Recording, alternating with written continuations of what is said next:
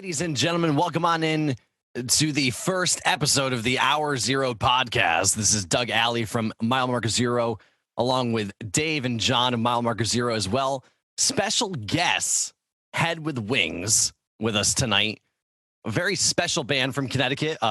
We've known them for a very long time. So everyone give them some love. You guys can all come off mute, and I'm going to switch over to see your goddamn lovely faces. You can't see mine, though. Oh, that's the wrong one. I just put up Father Bacon. My bad. But we're good. It's good now. Don't worry about that. Thanks, Doug. What's up, guys? How's it going? What's going on? How are we doing? Yeah.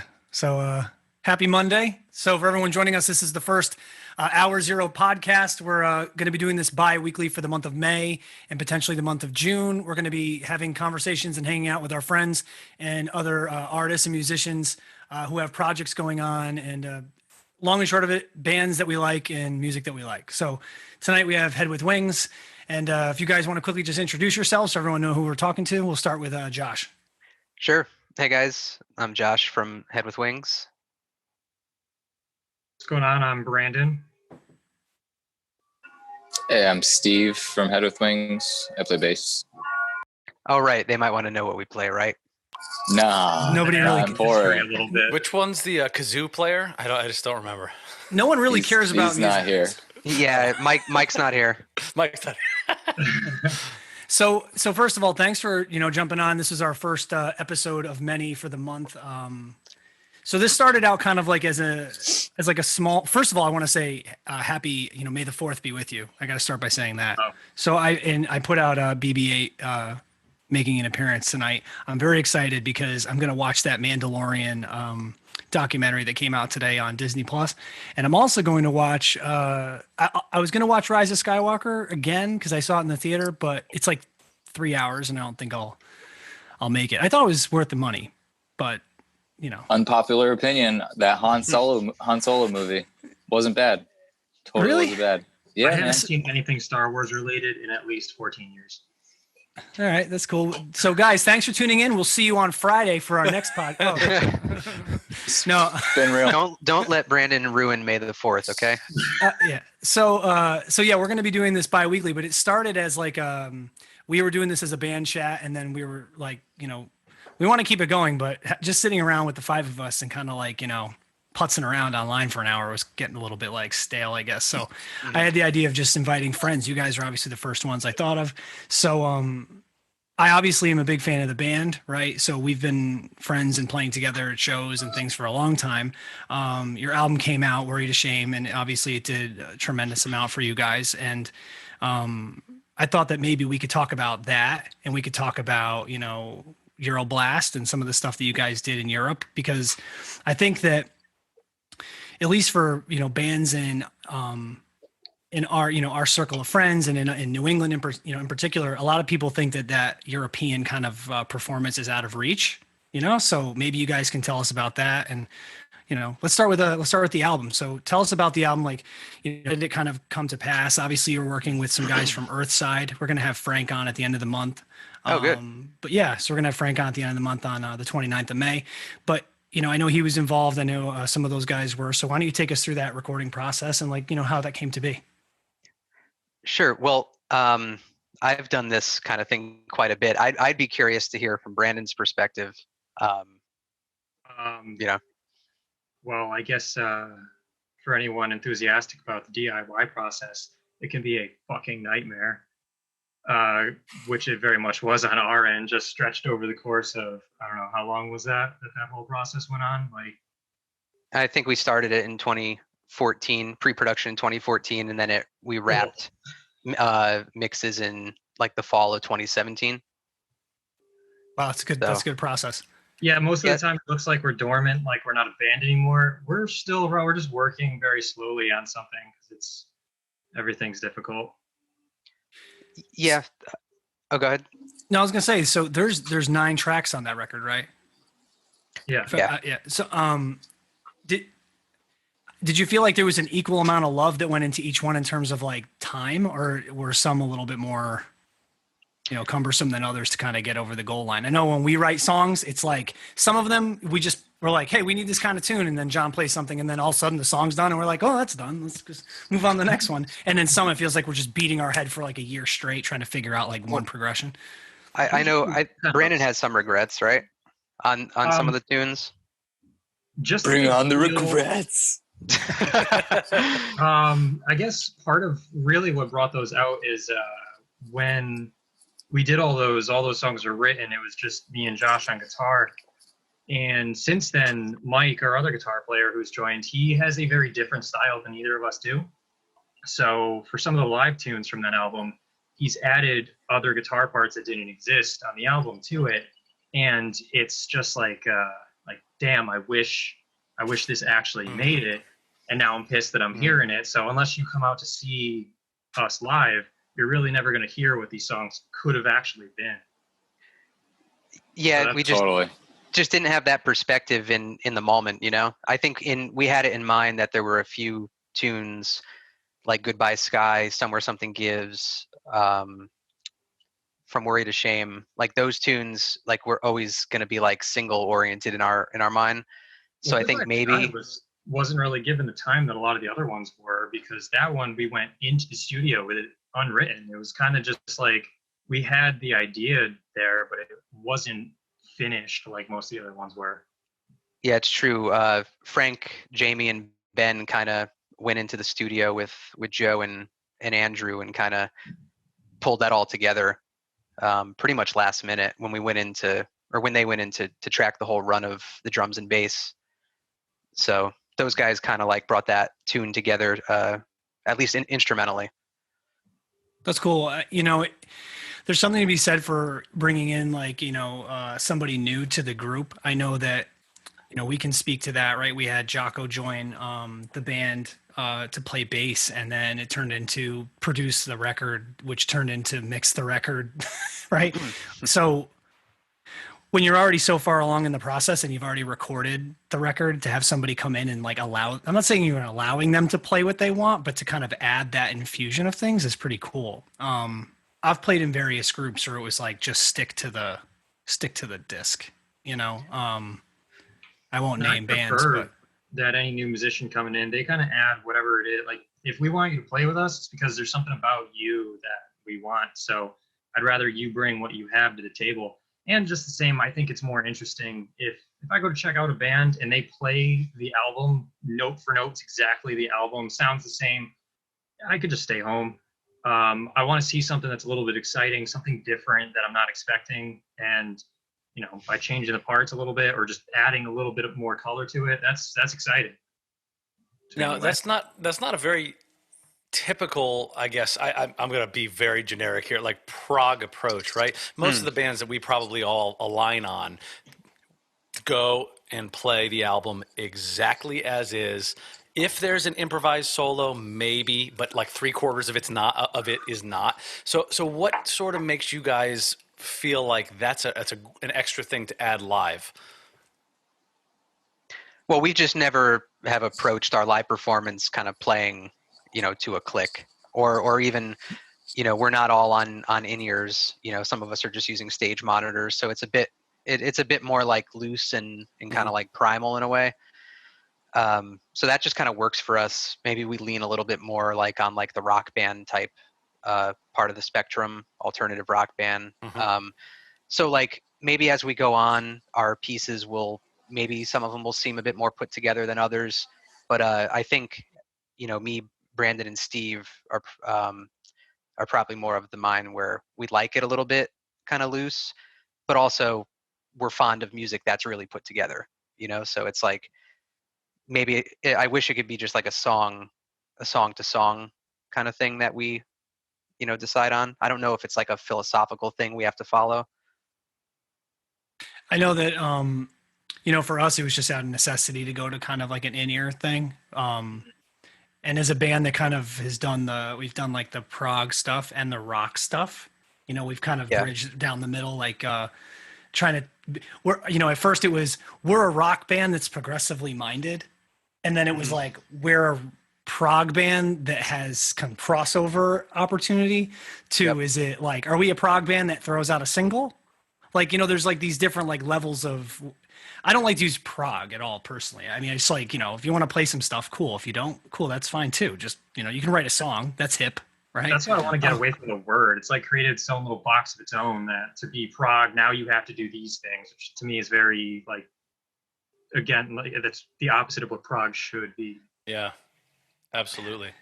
But speaking of prog, I mean, you guys played, you played Euroblast. I mean, there was some pretty progressive groups over there, right? Originally you brought up this all started, you wanted to know a bit more about the album process and then Europe, and so we kind of went, got away from that a little bit, but like, I don't think there's anything wrong with with progressive music. I mean, it's maybe it's tough to market, and especially Prog sucks. if some of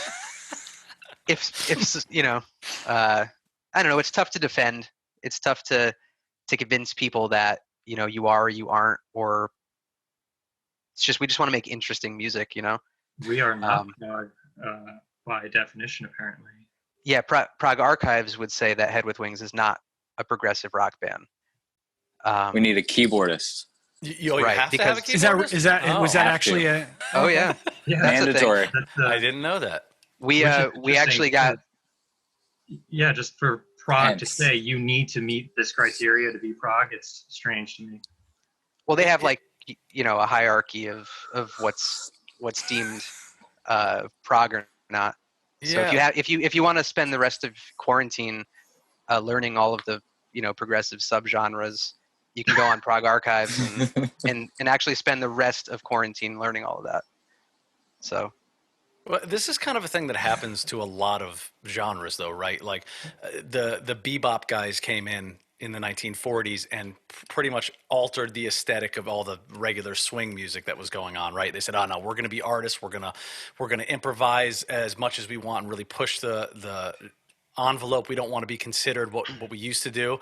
And then nowadays, in most schools, and everybody tries to keep that same exact aesthetic, while that totally negates the original mindset of the people who played that. They wanted to change things. They wanted to move forward. But over time, now that is the way that a lot of things are oriented. So do you think that is sort of the case with, I don't know, 1960s, 70s genesis of, no pun intended, of progressive music and how it is sort of now? I mean, I think so, but I'm also not the biggest prog listener, mainly because of that issue.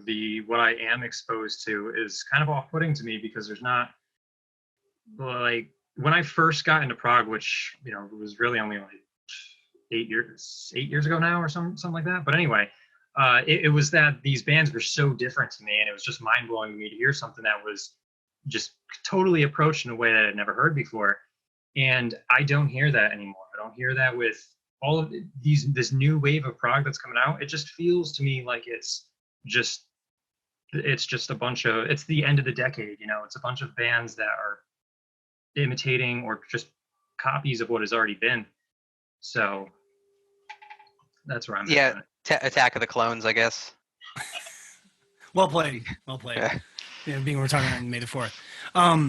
So when it comes, so that being said, right, when you guys are like writing a tune, you said that this record was a lot of like just the two of you, with acoustic guitars, just kind of writing tunes down. Is that like the typical approach? Is just like, acoustic kind of versions first and then flesh them out? Or does someone come in with like a riff and like the band jams on it and then they write the tune as a group? Is it just the two of you guys just kind of writing a tune and then showing up and kind of fleshing it out? It kind of depends on the song. Some things have had, they've been almost fully written. Other things, it's a riff that, inspires other stuff. I mean, I'd say most of the songs, they kind of went through their own little unique process. There hasn't really been a formula that's worked for us yet. It's true. The first album, all of those songs were written with the original lineup.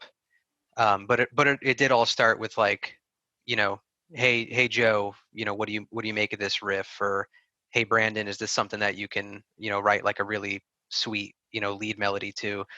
and then you kind of like steep over that for a little while, and then maybe another section gets composed over time. Like maybe we finally found that bridge that's gonna bring it all together.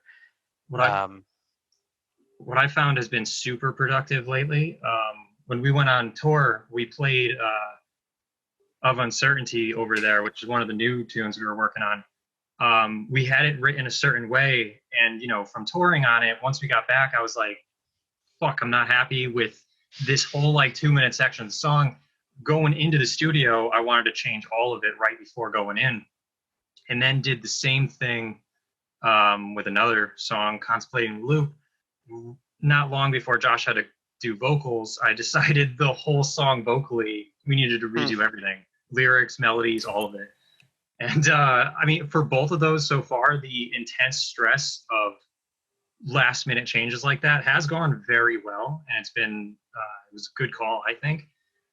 But yeah, how about when you told me, oh, I thought everything you had for that song was just a placeholder. How about that one? That was a good one. So And, like 3 rewrites later.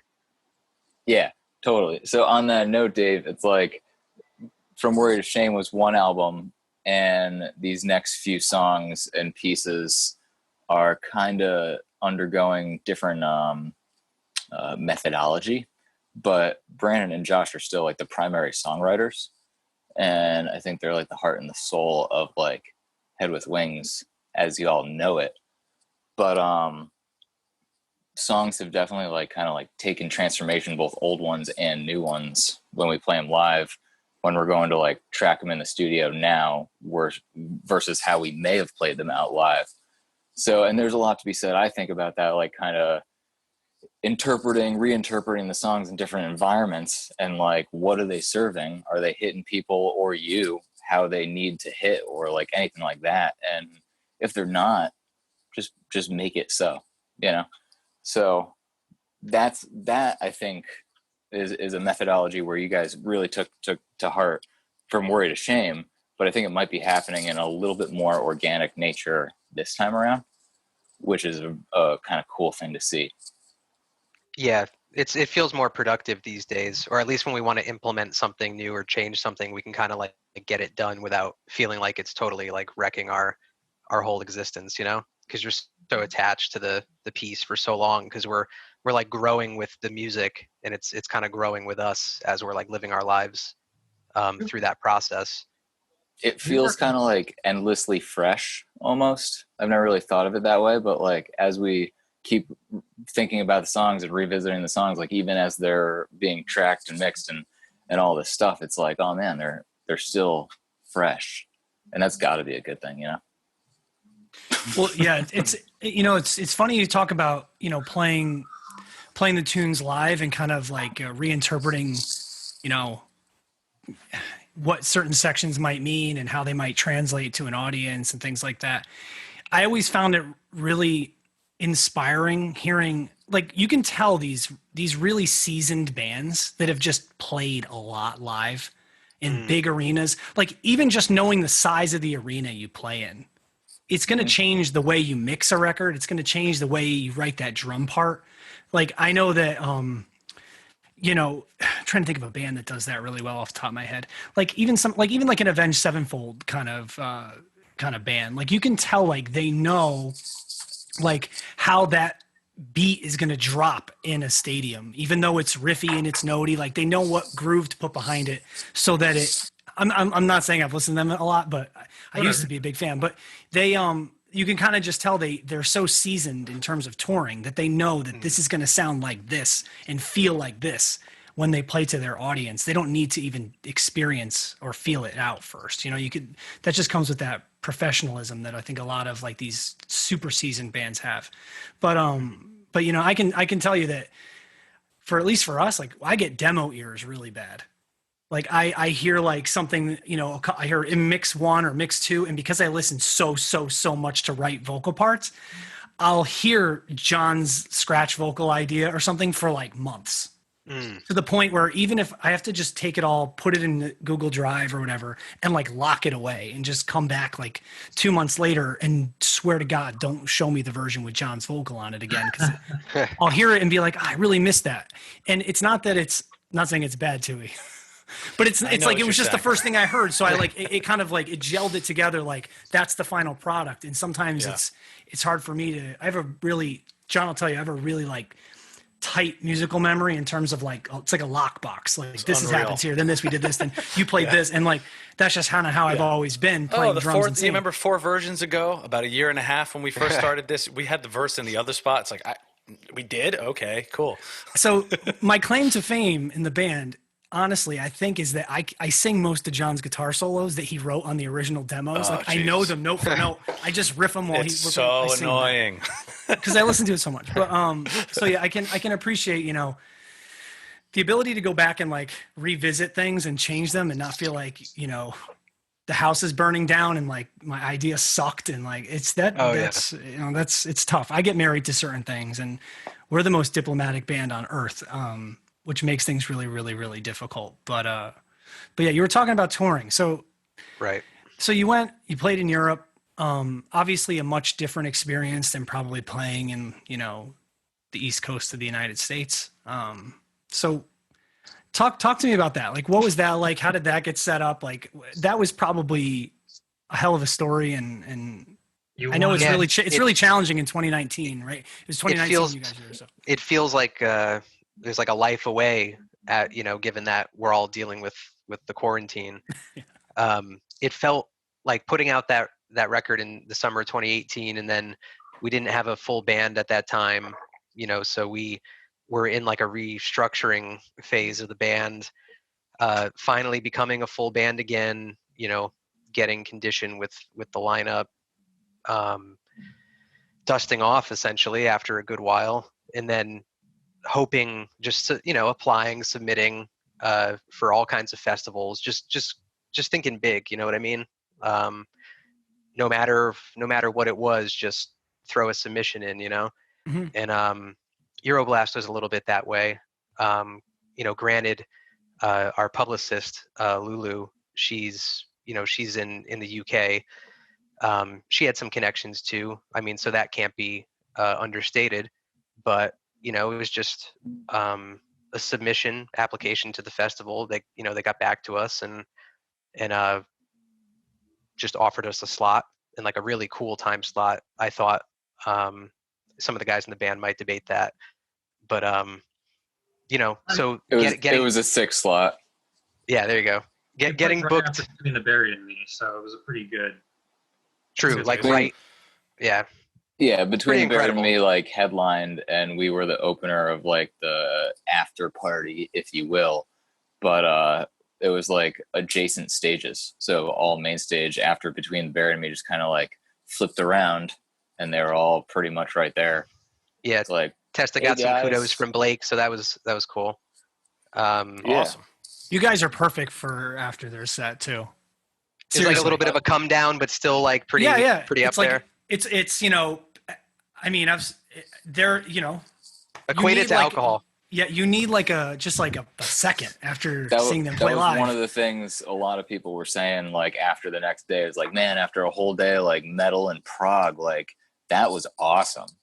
It was like a good palate cleanser while, you know, still being intense, but you know, melodic enough where you're just kind of like it's like an awkward party. You're like, I don't know how to feel right now. Am I happy or am I sad? I don't. And that was is it the drugs or is it the alcohol or is it the music? I don't know. It was a crazy show because that ended up being our first show over there. We were trying to find like, you know, a show before that or something. You guys didn't have any warm-up shows? No, we rented some equipment. So me and Brandon were on foreign instruments. Oh boy. And we had gotten them 2 days before. So set them up ourselves and kind of got used to them. But, yeah, so like there was lots of adrenaline. We'd been up for, 16 hours trying to stay focused, but at the festival trying to like, take breaks here and there or whatever. But yeah, there was a lot of like emotions and throwdown on that stage. So even for like some of the tender stuff that some of the Head with Wings stuff is, I think that was some electric stuff on stage. I think We were so like, loud, even that tender stuff, like just it was loud. Yeah, we lost one guy. We thought he was crying because of the performance. Turns out he was crying because it was too loud. Yeah. And he left. And he knew about Head with Wings beforehand. It was kind of a bummer. Oh, that's a bummer. The engineers did a great job. That's not to say the engineers did a great job. And their argument was that they wanted to keep us competitive with all the heavier stuff. right. Earplugs, it was fine.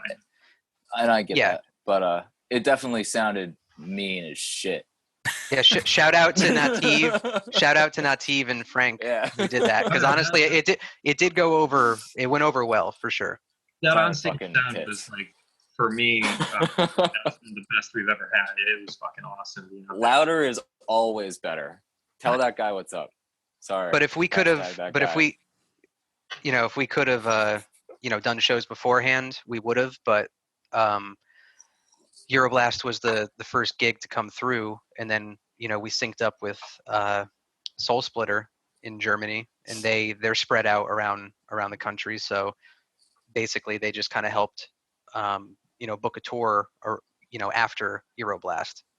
And it was a really competitive time of the year. That's what I've learned through this experience is, you got a lot of bands coming in for these festivals. They're in close proximity. They're coming from every direction, every country, every bordering state, what have you. So, people are hungry for these opportunities.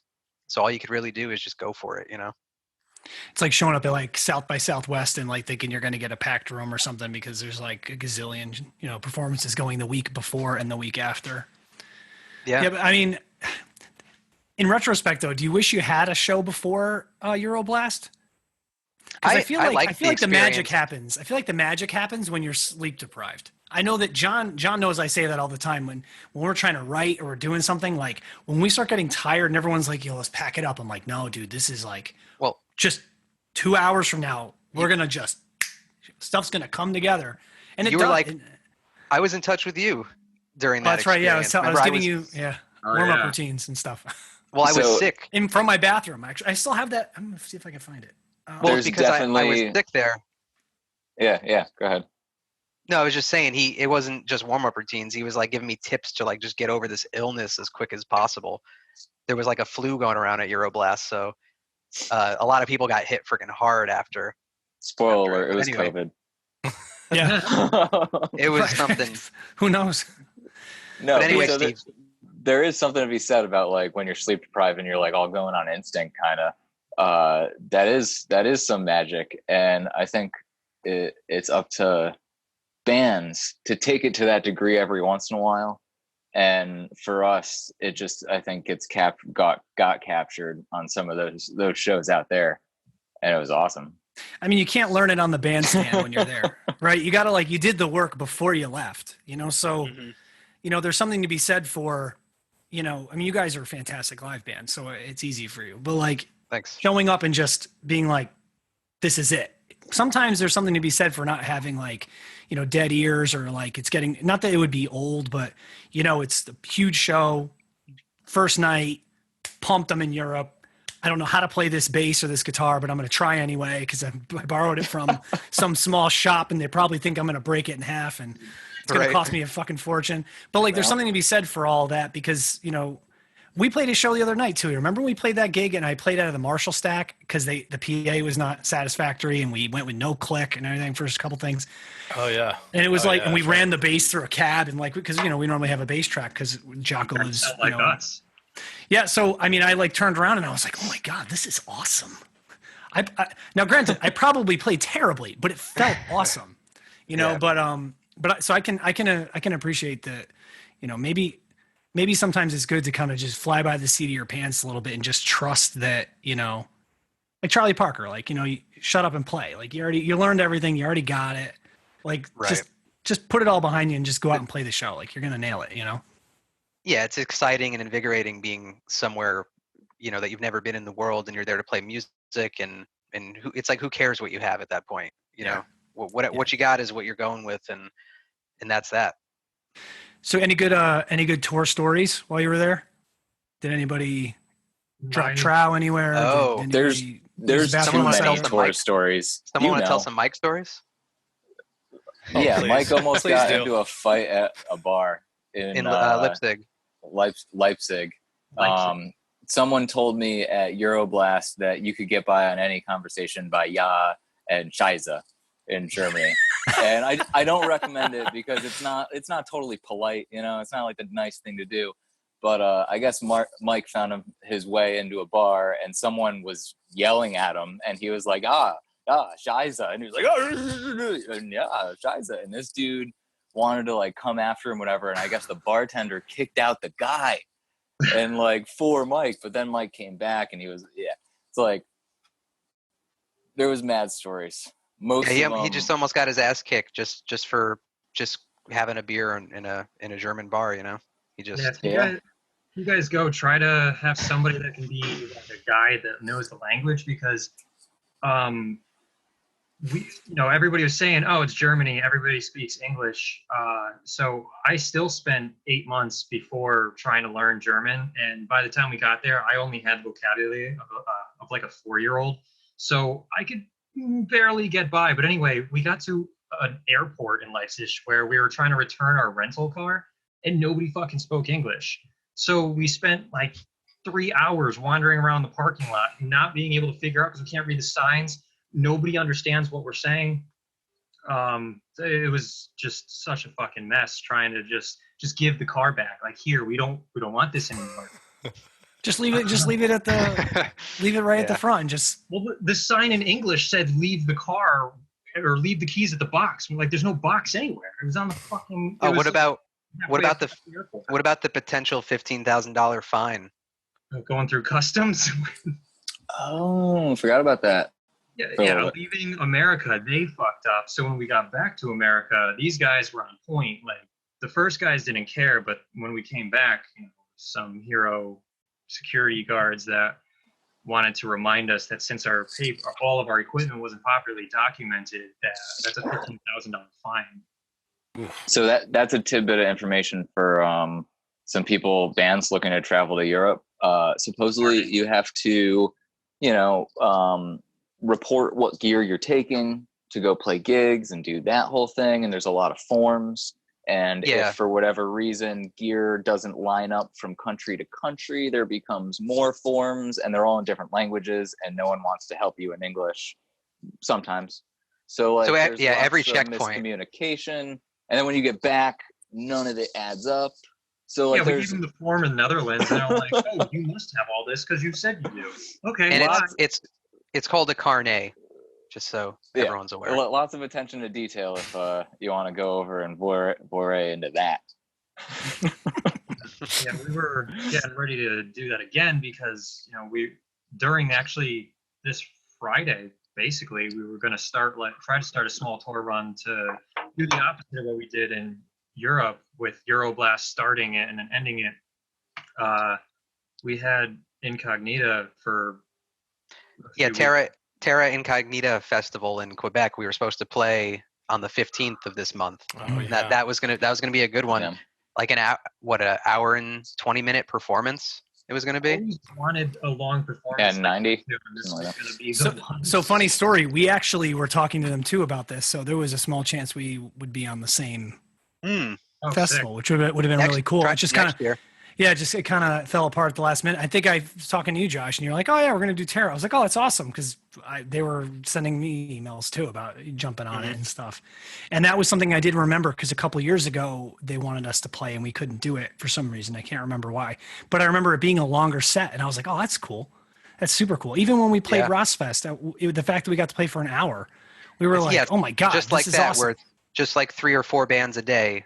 Kind of festival. It's where it's more featured. Yeah, that kind of thing. That's better that way. I think. If you're there to really pay attention and listen to the music, and it's not just just a hang. Like there's some places, festivals that you go to or play at that are just they're a hang and there's music, which is cool too. But for our type of music, I think collectively, I think that longer set where you can really do a full presentation it's the way to go if you could do it.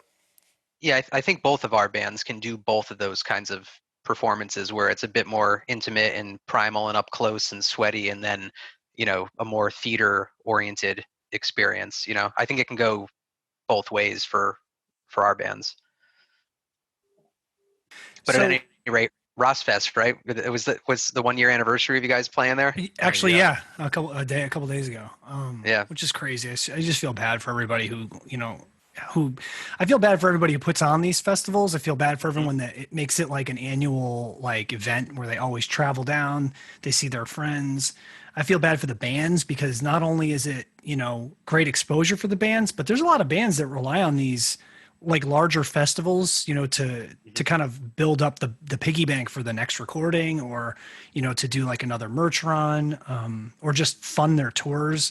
So it's a very, it's just a really weird time, I think. And I hope, you know, I really hope, I said it when we did our online little broadcast, this is all very convenient and it's awesome. And like people can do things like Zoom now, and you could do video recordings at your house, splice them together and make it look like you're playing a live show. Everyone knows that's not, guess what, everybody, that's not real. That's spliced together. Sorry.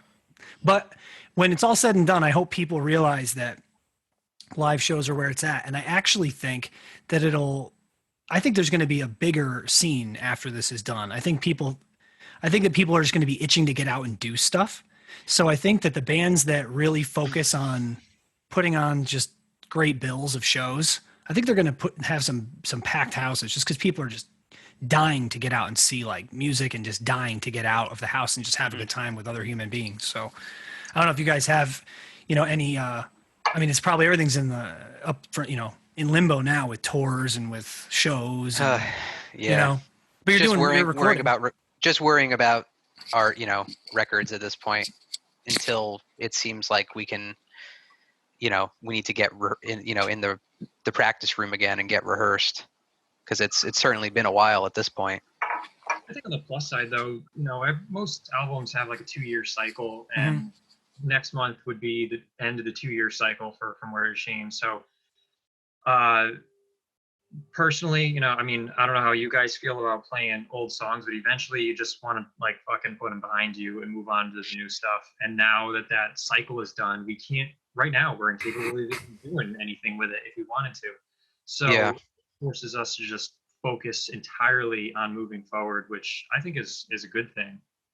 Have you guys thought about tracking like a live version, or just like you know, like a one-off updated version with the new guys, and, you know, just to kind of give it that fresh kind of vibe with some of the new parts that you have in the live show? Yes, but I guess that's kind of one of those things, like how much can you beat a dead horse? Like, yeah, true. You're right. Yeah. 2 years later, we were to release a live version of one of those songs. It kind of looks like we're not really doing anything. Yeah, even, you know, last year, was, you know, we did like some reinterpretations on grand piano with Vikram Shankar. You know, and even that, I was like, when we were doing that, I mean, it was a great project, but I was like, man, it feels like, even going back a year, it felt like, you know, milk in it a little bit, even though that project had its own integrity and that was cool. But, you know, a year removed from that, it's like, I'm ready to like be the new me, you know, like it's like dwelling on that album too long is like dwelling on like your past self, which you're supposed to grow past, you know? And in regards to music, like it would be, if we weren't always playing those songs over and over again, it would be different. But because we've never let it go for any period of time since we did it, it's just like we're so, you know, I just don't want to be as immersed in that material anymore. I just want to like work on new shit. And that's why we've been, you know, that's what we've been doing. We're also not full-time musicians, you know, so if we have, say, shows where it's focused around that album, we have to spend a lot of time dedicated towards practicing that, staying rehearsed on that, and figuring out ways like, oh, let's write, you know, we got a tune here. Let's write something so when we're tuning between these two songs, there could be something there, so it's not just dead space. You know, all that's time that could otherwise be going towards forward motion. Instead, we're kind of stagnating because, you know, our time is limited. We've all got to work to even maintain this thing. So yeah, you know, it's funny you say that, because we feel the same way, and it's very much like we can either write and record and focus towards the studio, or we can be prepared to play live, or they can't cross, and then what ends up happening is, of course, they end up crossing, and you go up, and you got to put this on hold, and then you got to get, like you said, ramp it up and on the live thing, and then you have to drop that and try to get back into the same headspace you were when you were recording. It's hard to do. It's hard for us anyway. It sounds like we're all in a constant state of compromise with how you're allocating your time in terms of band related projects. With the ideal end goal of having that be what occupies all of your time, but in this day and age, this situation that's in front of us, just it kind of puts a hamper on the situation a little bit. But as you say, those that buckle down and focus on what's ahead and get some good material done, they'll stand the best chance moving forward. So for what's coming out with you guys, Josh, you and I had talked a little bit. You're not doing like a typical full length album, right? Are you gonna do like some single releases? Like, how's it gonna work for this year into next year? I'd say it would be it's a goal to probably get 3 new songs out this year, more as like a single campaign. I can't, nothing's like confirmed or official yet, but in my mind, what's that? I was just saying, you guys know how that goes with, any of these deadlines that are set. It's every deadline is very loose. I'd be curious what you guys make of this scenario, right? So these 3 songs are, in my mind, like a trilogy of sorts. They're of the same world. They dwell on similar themes. There's continuity in my mind between these 3.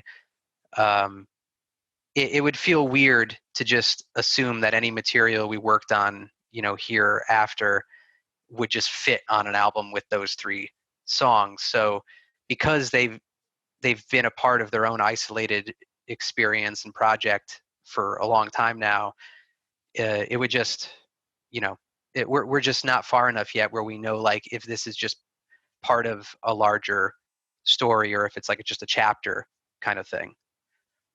So I don't know if you've experienced that, where you've made like huge gains on like 3 tunes, and then you're like, okay, do we just kind of wait and, include them on, a larger release, or is it its own thing too?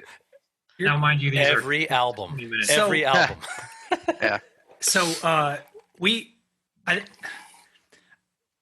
keep saying, Josh and I talk a lot, as you guys can probably tell. But I said to Josh in the past, like, I feel like MMZ's in the tail of like 4 albums right now, right? Because there's different contributors, and each person contributes something so drastically different in terms of what they're inspired by, the way they write music, the way that they feel music, that if you were to hear like the tunes that I wrote and the tunes that John wrote and the tunes that Jocko writes and the tunes that that Mark writes, it's literally like they should all just be their own side projects. None of them should probably coexist on a record together, right? It's really, really, really hard to make that happen. So I can fully, I get that. And I feel like maybe what you got to do is do that single kind of campaign, because let that simmer, let it kind of flesh out. And if it's just what it is, then just box it up as a little 3-song EP, add a 4th little tune and maybe some artsy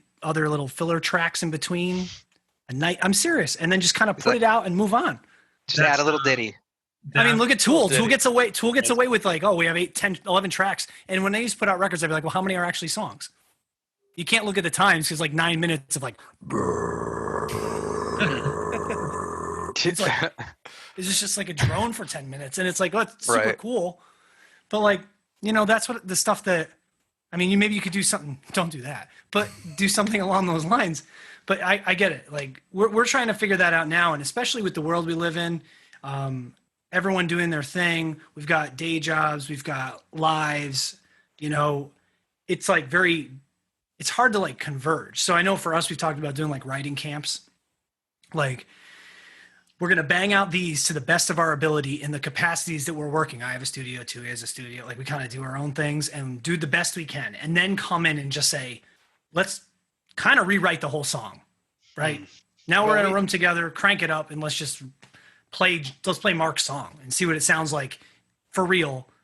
Like put it all behind us and just play it and try to make it sound like a piece of work that all 5 of us would come together on, so. Yeah.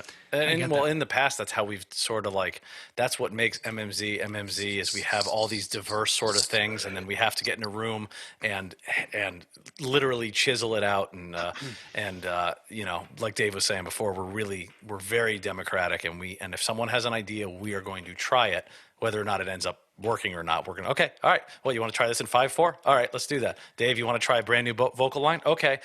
And we try to chisel to whatever the best idea is, no matter who it originally came from, which was not how we initially used to work.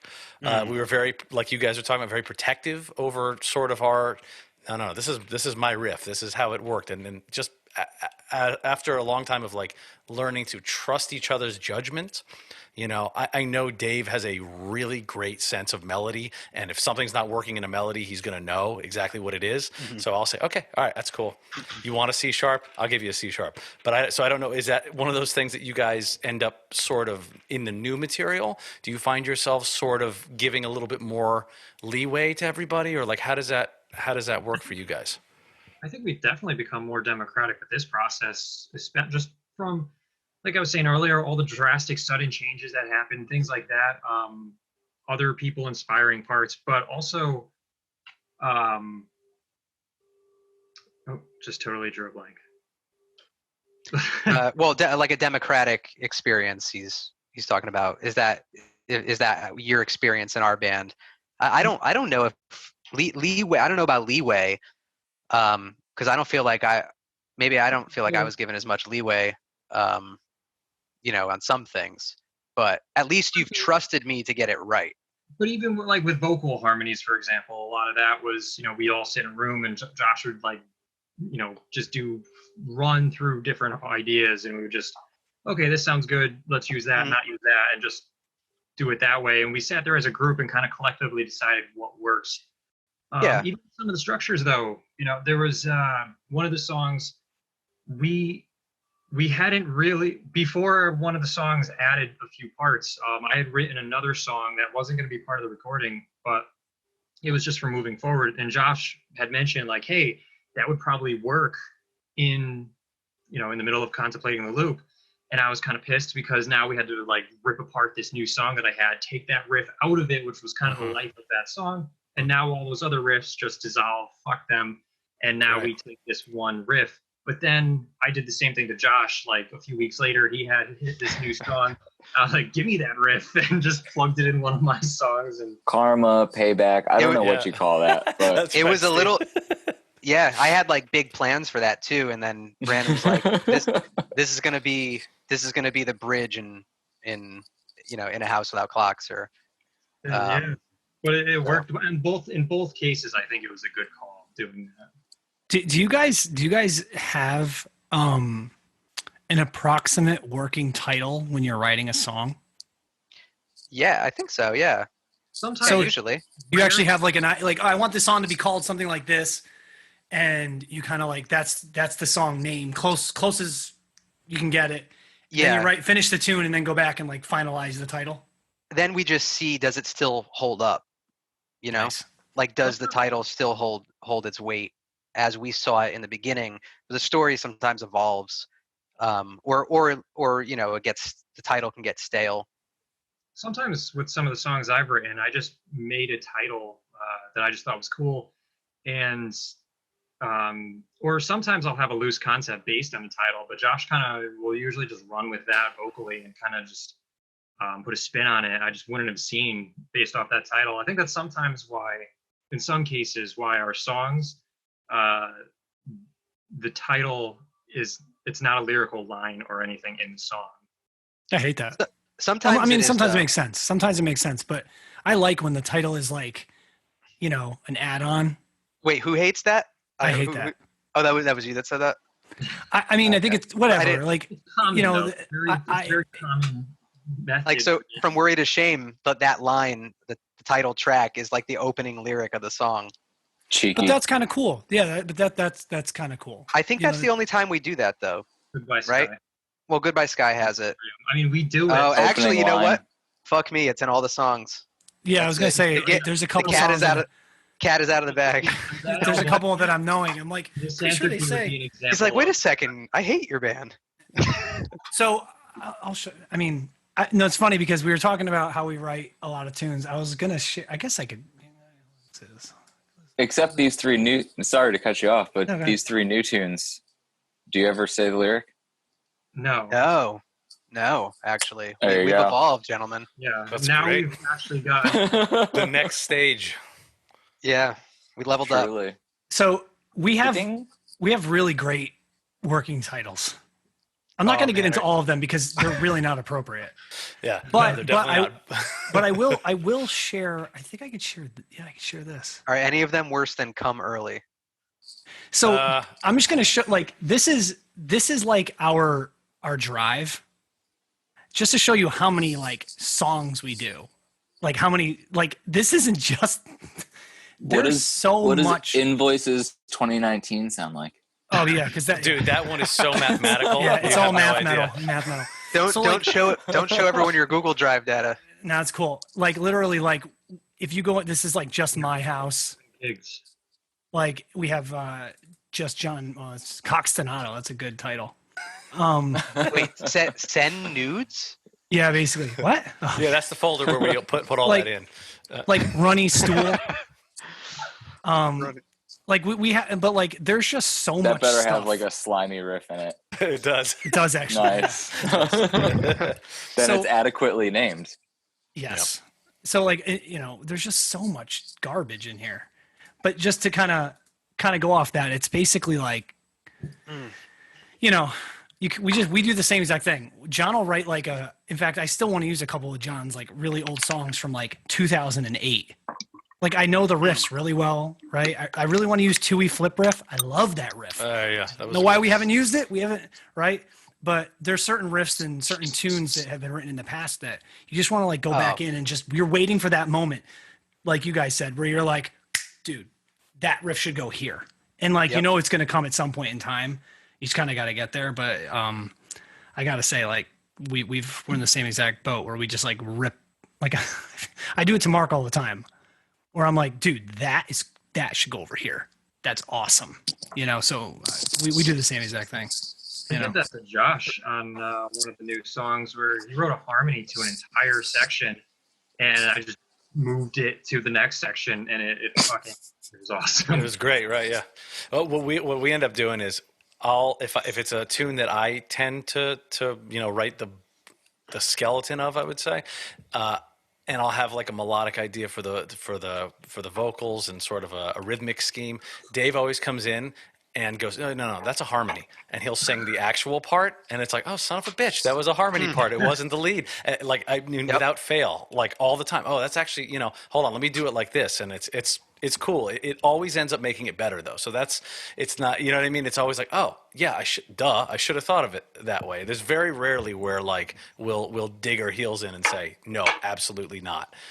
It's usually better. So I guess that's a sign of a working band, right? That's like a Maynard. sure. That's like a Maynard move. Like when he writes like vocal parts. If you listen to some of the tunes, like you listen to verse 1 and he has the melody, and then verse 2 there's another melody, or in the chorus the melody's different. But if you put them on top of each other, it's literally just a harmony. He just breaks out one and uses it as a lead, and then the next verse he uses that as a lead. So he does that all in perfect circle. He does that a lot. Yeah. So from me, I was like John, whenever always being a backup singer in bands playing drums, I constantly was singing like harmony parts. I never sang melodic parts. I was always supporting the lead. So if you listen to really old MMZ, it was like that. Like it was the melodies were quirky in a way because they didn't really carry the tune to the weight that a true melody would. And it wasn't until later when we did Young Rust where I really tried to focus on writing like the melody part versus like a lead harmony part. So sometimes Yeah, you can just scoot them around though. That works. Had help in the same issue with Frank, Jamie, and even the guys in the band, where I would, working on the first record or getting those lines like sorted for tracking, because I had sung it so many different ways over the years. I had like a foundation for the lead melody, but it would fluctuate into like territory that, you know, a backing vocal or a harmony vocal would be occupying, you know. So then you have this lead that's kind of more, it's like floundering a bit, and it's not sure enough of itself. So as you get more experienced, obviously, over, you know, trial and error, you kind of iron that shit out. Oh, there's a lot of trial and error. Yeah. A lot of trial and error. Sometimes you catch lightning in a bottle, you know, and you just got to run with it. But at least for me, I butt my head against the wall for a long time to just come up with something that I like. Most of the time, whether people like it or not is kind of out to lunch, but. Right. Yeah. I mean, well, like, you know, I don't know, dude. You the thing is that you're an idea factory, and you just have about 1,000 ideas every 5 minutes. It's like, oh, but this, no, this is, and they're all good, and then we just have to reach in. We just have to reach in and go like, there we go. Hold on, that's the one. No, stop. That's the one. It's because I'm a Pisces, man. I'm on to the next. I'm just rolling with the tide. But it's frustrating. Like, I want to work on what we're focusing on now, and just keep throwing ideas. Like, you're confusing me now. It's too much. Jake says that all the time. Jocko says that all the time. When I show up, or we show up with a tune, and I'm like, "What do you think of this?" This keyboard's turned on, by the way. It's probably really loud. It scared everybody. But right, I'll be like this, and he'll be like, and I play through like 3 minutes of like progression, grooves, whatever. He's like, I don't know what this is. And I'm like, what do you mean? He's like, well, what's the melody? And I'm like, well, I'm thinking I'm going to do something like this or like this, but we could take this part or put it here. We could put this part there, or I could sing this, or you could do that. And he's like, okay, cool. Like, it's like, because he's very much like, play me the tune and sing and give it to me, and then we'll make it a song, you know, versus like me, I'm kind of like, I start like, it's kind of like a School of Rock. Like, no lie, that's how I think. And I'm like, great movie. Watched it yesterday. Down. Lights are down. There's a solo light on me. Like, when I'm not even lying. When we wrote In the End of Time. Yeah. Yes. Exactly. Yeah, exactly. When we wrote the song Great Unknown, I literally thought that exact thing. Because it's like the lights are down. Great tune. All of a sudden it's just this giant kick drum, like, you know, like When the Levee Breaks style. And then it's just just like any arena rock band would ever do. And that's literally what I was thinking of. But that's kind of how I think. If you listen to the fifth row first version of our playthrough, which is all like the little demo snippets that we wrote, it's so different because I think the only person that understood what it could potentially be was me. It never ended up being that way at all. But because I was like, yeah, we'll eventually do it like this, and we never did because I just can't finish anything. That's my Achilles heel. Great ideas and then move on. Well, that's why you have these guys, right? Oh yeah, I should just release a solo album that's like verses and choruses Partial. that just don't. The song just stop. Like, and maybe, you know what? Maybe that's the project. I put that out, and then I just send it around to my friends like you guys, and I say, just fucking finish the song. Like, I don't care. You finish it, whatever you want it to be. That's actually a good idea. Maybe I'll do that. Get Just right on 10 two-part songs. Yeah, Just that's it. two-parters. Yeah. Back in the day, you only needed 2 parts. You could even do it with 1 part. You know? Sorry, it's very true. Yeah, I was just talking about, like, if you listen to some of the really really old pop stuff, I mean, some of those songs were like 350. No, I'm talking like the really old pop stuff, like Bach, Beethoven, like that kind of stuff. You know, a little bit of retrograde, a little bit of inversion, a little bit of this, a little bit of that. You got a little bit of Stimmthaus. A little bit of Stimmthaus. Anybody? Speaking of German. Speaking of German. German things not to say in a bar. Totally. Guys, next time you're in Germany, Scheiser, great. Scheiser Hosen, shit pants, better. But Stimmthaus will get you out of any fight. What? Can you discuss Kalfen? I don't know that one. Well, can you Look it up. I took 2 years of German in college. I swear to God. Do you have grass to buy? As far as I understand. Oh, that was a good one to know, right? It's a good opener. Oh. Yeah, I'm surprised I didn't almost get into a fight where I got drunk like the first night and just repeatedly would ask people that. Like, I went up to the same group of people twice asking them. Almost 3 times. Like, Yeah. get out of here, American. Get out of here. What are you doing? But it's because we can recover in some situations, you know, like some other people might have some problems. Yeah. Not to throw Josh under the bus, but he was always guilty of ordering the most complicated drink to the person that spoke zero English. Oh, Yeah, Hey, he's a my man who orders knows what are- he wants. my orders are elaborate. What can I say? Oh, I don't know boundaries. Yeah, I'm just vodka, in a glass on the rocks. Vodka. Preferably. And Vodka anyone soda can if I can. understand that. Yeah. So let's do this. We're coming up on an hour. So let's do this. I always want to know this because I'm kind of I'm a dork. But Okay. what's your favorite? Each of you get one. If you had one piece of gear that like you needed to keep and you had to sell everything else, I'd want to know like what that would be. It could be, and it doesn't have to be like, you know, your live gear. It could be like, you know, I've got this like acoustic guitar that I like am in love with or something. I'm just actually, I want to know like if you got one piece of gear. Oh, what do you got there? So the Taylor T3B.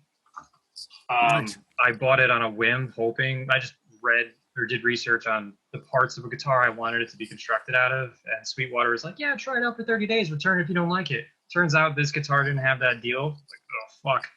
But yeah, I love the guitar. It's really inspired a lot of the way I write now and play, and it really has character as an instrument. It's one of the first guitars I played where I felt that way about it. So hands down, fucking throw everything else in the fire. I need my guitar. That was a fast answer. That's awesome. That's awesome. Gibson J45 for me. I bought it in 2010, and pretty much everything I've written for Head with Wings has pretty much been on it, with the exception of one song. So that's can't live without that guitar. I guess we'll make it 3 guitars and No, dude. No, yeah. Because We're like doing this. what the fuck is a bass?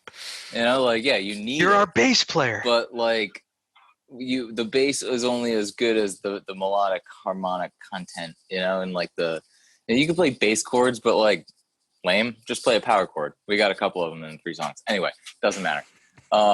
Wait for it. I got a pre-lawsuit Agile from like way back in the day. Oh, nice. Oh, cool. And there's something about it. Maybe you know Craig from Wayward City. Yeah. We're gonna have Wayward So- in a couple weeks, actually. Yeah. Cool. So give him shit about all of his Gibsons, because every once in a while we put my Agile against all of like his current like Gibson love, and people come up to him and it's like, oh, I like the Cherry Sunburst and like on that one, and it's in like a knockoff case and everything, and it was $270, and Oh, it's that's so amazing. fucking killer. It's like heavy as fuck. It just you can like I'm a Strat dude, really, but you can play that thing almost like a Strat. But it just, I don't know. There's something about it. But at the same time, I just recorded some bell parts on like a bottle of JMO and like a flask that I filled with a Dude, bunch of water. That demo sounds great. So you're only as good as like your most improvised instrument, you know? So what is a VIP instrument anyway? That's what I would say to that. Ooh, it's all You about just the ruined content. Content. Who needs content? We need gear. Well, listen, guys. I want to say thanks for jumping on Head with Wings. We've got music coming out, potentially a 3 single series. Maybe we'll wrap it up. Maybe we'll do something with it. Maybe it's going to be a thing. Maybe not. But it's coming out no matter what. You're changing it live, which means we're never going to change it because we're never going to play live shows ever again because of COVID. So basically, if you could just give a 1-line pitch to everyone that's listening, what's up with you guys? Like, what do you want them to know before we say cheers and call it a night? And do you have a timeline for that, a first release or something like that? Or is it all just kind of tune in and check out the From Worry to Shame record on Spotify and buy that old record? Yeah, I'd say please, support the current release on our Bandcamp, or check us out on Spotify. The current music is being produced at Silver Bullet Studios with Greg Thomas and Chris Teddy. It's coming out great. 3 songs, hopefully released this year, hopefully sooner rather than later. That just remains to be seen. But yeah, 2020 will definitely see, some new releases from Head with Wings. Awesome. Well, guys, thanks so much for tuning in and checking it out. On Friday, we're going to be having Randy McStein join us. He's going to be talking about his album with Marco Miniman. And then in this coming week, we've got a couple other special guests. So make sure you check out the full calendar, which is going to go up either tonight or tomorrow, and the events that'll go up on Facebook. So thank you guys so much for having us. Actually, thank you for joining us, I should say. Thank you for having us. So thank you for joining us. And we look forward to everything you guys are putting out. And stay tuned for more from Head with Wings. Thanks, guys. Thanks, guys.